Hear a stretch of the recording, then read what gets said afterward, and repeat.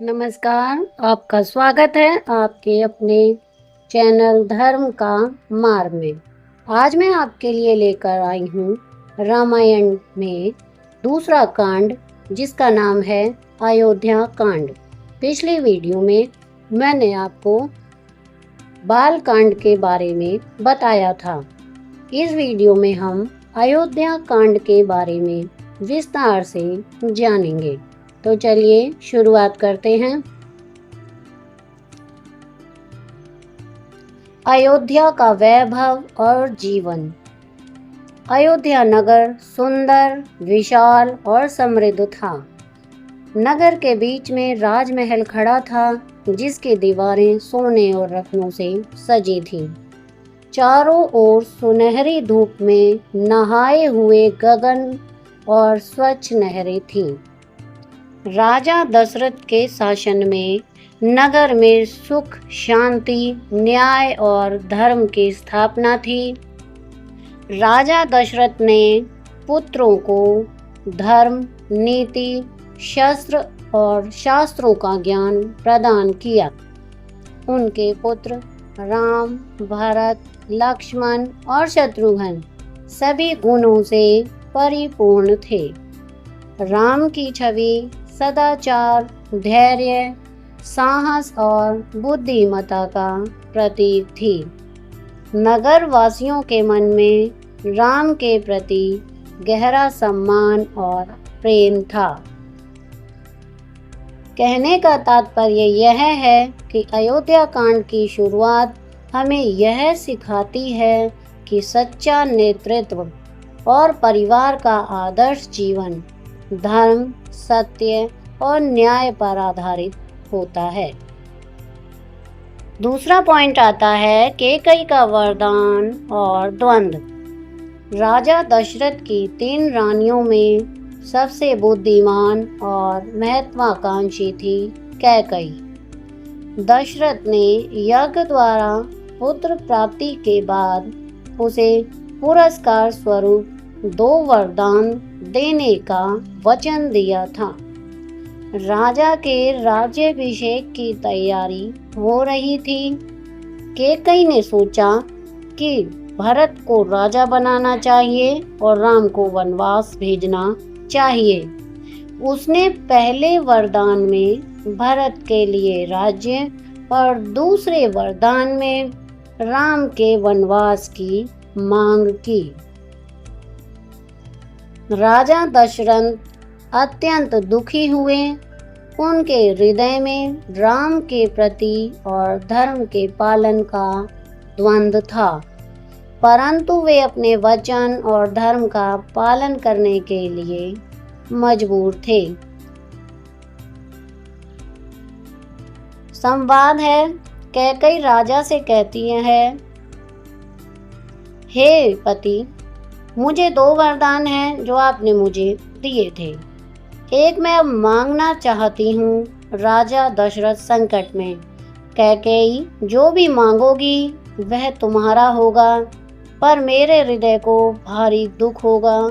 कैकेयी, पहला वरदान, भरत को राज्य दे दो। दूसरा वरदान, राम को 14 वर्षों के लिए वनवास भेज दो। भाव यह हमें यह सिखाता है कि धर्म और वचन का पालन जीवन में सर्वोपरि होता है, चाहे परिस्थितियां कितनी भी कठिन क्यों ना हो। राम का वनवास। राम ने माता पिता का आज्ञा पालन करते हुए वनवास स्वीकार किया। लक्ष्मण ने भी राम का साथ देने का वचन लिया। सीता माता ने भी पति के साथ वनवास जाने का निश्चय किया। यह उनके धर्म और त्याग की महानता को दर्शाता है। नगर में राम के वनवास की खबर फैलते ही लोग शोक और विलाप में डूब गए। लोग अपने प्रिय राजकुमारों को खो देने का दुख सह नहीं पा रहे थे।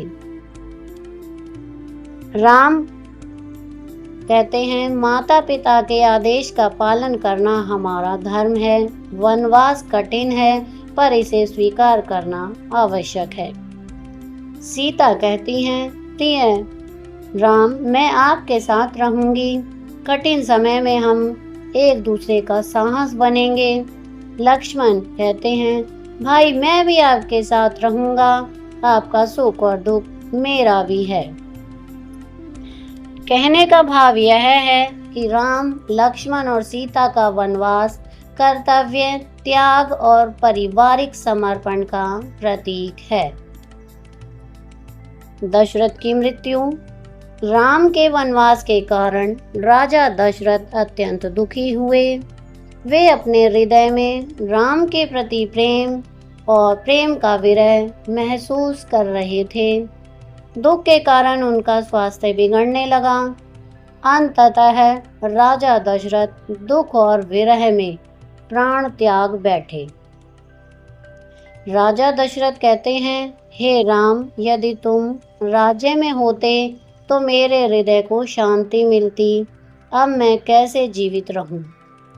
कहने का भाव यह है कि यह भाव हमें यह सिखाता है कि सत्य और धर्म के मार्ग पर चलना कभी कभी व्यक्तिगत दुख का कारण बन सकता है, लेकिन वह सच्चाई और न्याय के मार्ग पर आधारित होता है। भरत का उत्तरदायित्व। भरत ने राम के वनवास और पिता की मृत्यु से अत्यंत दुख महसूस किया। उन्होंने राज्य सिंहासन ग्रहण करने से मना किया। भरत अयोध्या से वन में राम से मिलने गए। उन्होंने राम से राज्य सिंहासन स्वीकार करने का आग्रह किया, पर राम ने इसे ठुकरा दिया। अंत में भरत ने राम के चरण पादुका को सिंहासन पर रखकर राज्य संचालन किया, ताकि राम के बिना भी राज्य में धर्म और न्याय बना रहे।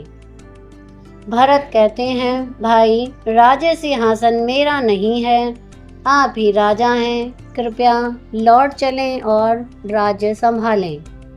राम कहते हैं, भाई, मैं माता पिता का आदेश मानकर वनवास में आया हूँ। तुम्हें राज्य सिंहासन संचालन करना चाहिए, पर यह हमेशा मेरे चरण पादुका के प्रतीक के रूप में होगा। भाव यह है कि भरत का यह कार्य कर्तव्य निष्ठा, सम्मान और प्रेम का प्रतीक है। अयोध्या की जनता और उनके भाव। नगर वासियों में राम के वनवास और दशरथ की मृत्यु पर अत्यंत शोक व्यक्त किया। उन्होंने अपने प्रिय राजकुमार के लिए विलाप और प्रार्थना की। लोग राम के वनवास को अत्यंत दुखद और न्याय के विपरीत मान रहे थे। भाव यह है कि जनता का प्रेम और आदर किसी भी राजा के लिए अत्यंत महत्वपूर्ण होता है। काव्य और शिक्षाएं। धर्म पालन। राम ने माता पिता और गुरु का आदेश मानकर धर्म का पालन किया। कर्तव्य परायणता। भरत ने राज्य सिंहासन का त्याग कर राम के चरण पादुका को रखा। त्याग और समर्पण। राम, लक्ष्मण और सीता ने कठिन परिस्थितियों में भी अपने धर्म का पालन किया। नेतृत्व और आदर्श। यह कांड दिखाता है कि सच्चा नेतृत्व शक्ति और अधिकार से नहीं, बल्कि धर्म और न्याय और अनुशासन से बनता है।